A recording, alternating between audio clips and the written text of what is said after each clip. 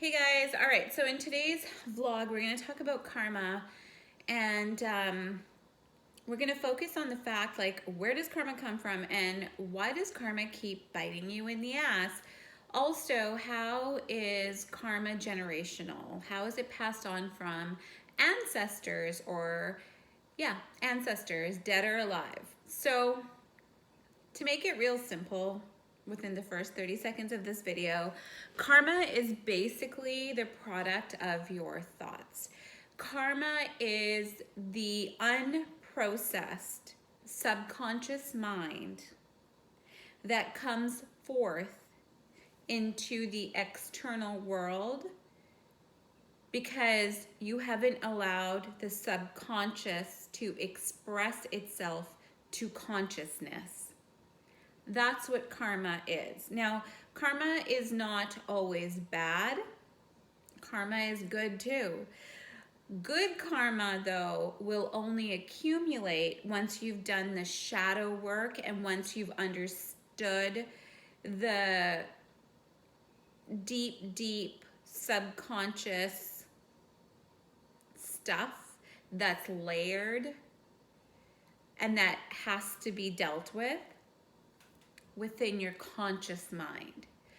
So, like, and you know, to be really frank with you, the reason your children will suffer from the same karma that you suffer from. And I know that's an extremely bold statement, but I can say that to you because if we look back in history, most of the time, 90% plus of the time, our children are a product of their parenting. Therefore, our children are a product of our subconscious mind, usually. Not our conscious mind, sometimes our conscious mind. That's why it's 90%. Because what happens is if you have too much subconscious shit that you have not dealt with,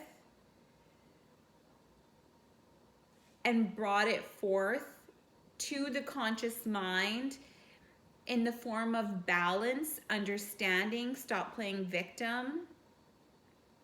If you have not done that, that's going to be past your reactions to your subconscious mind comes from negative external environments.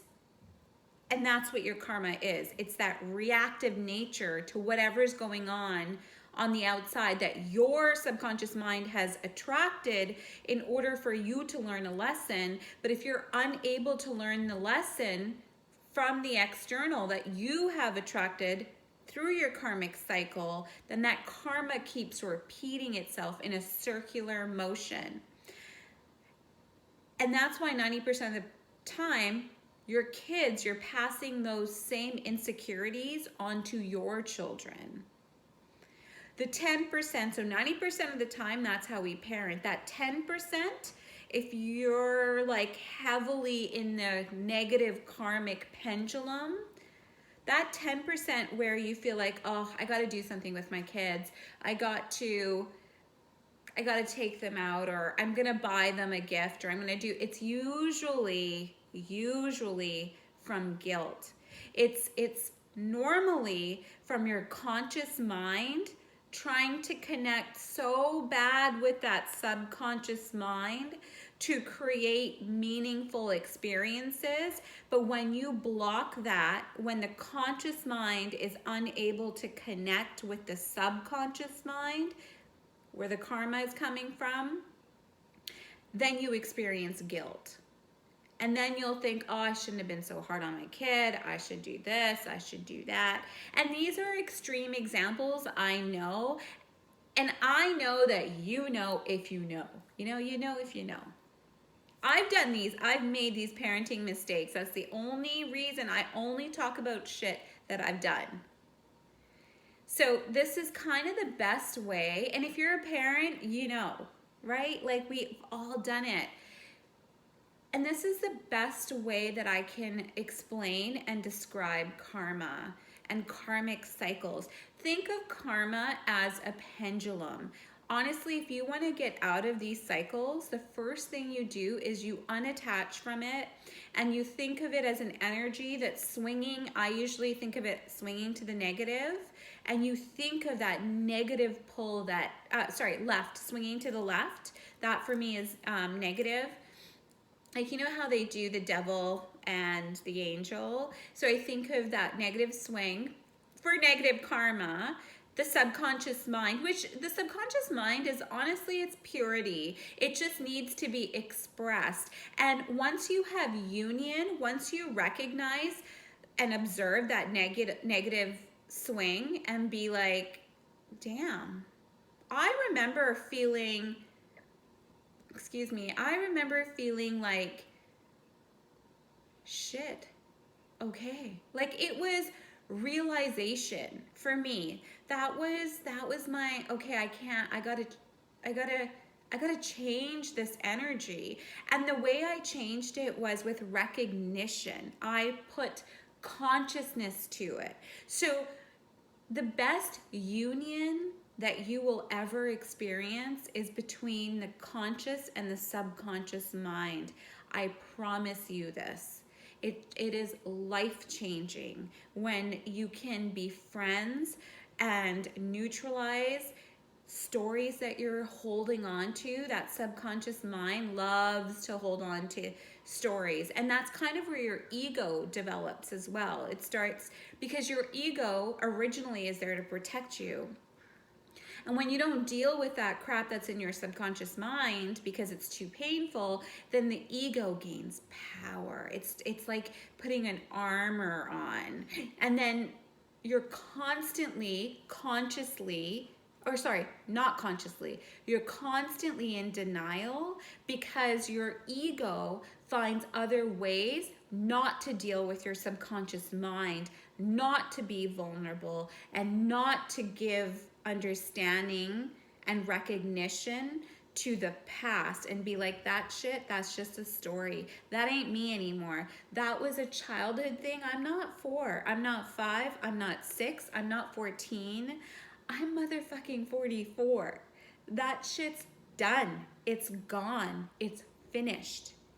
And that's kind of like the reason I'm swearing and saying it like this to you, because that's exactly what I have to go through when all this little stuff creeps in and I recognize it. I'm like, shit, this is not me. And this is how I have to talk to myself. And what that does is it swings me to the right.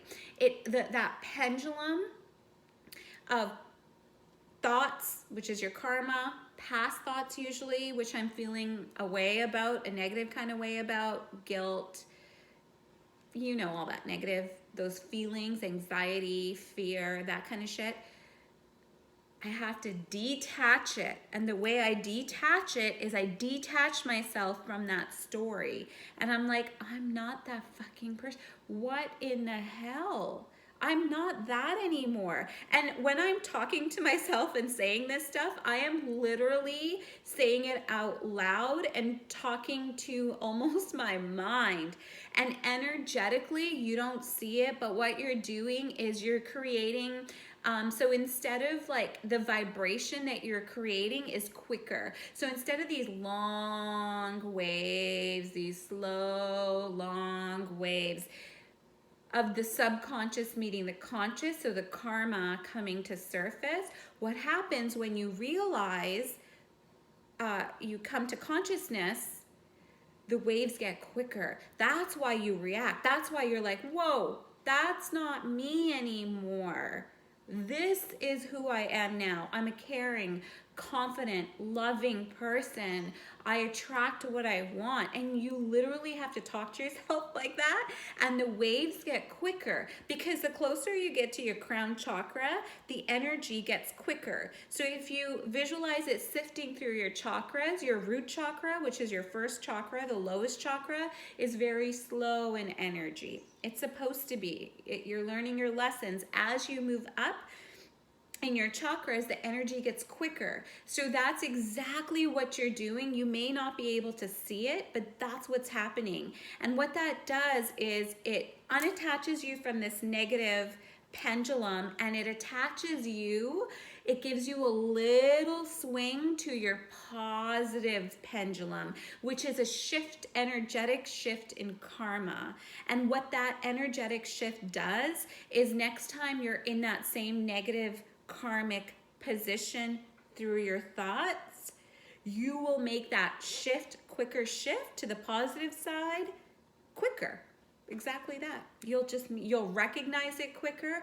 Everything just begins to move faster.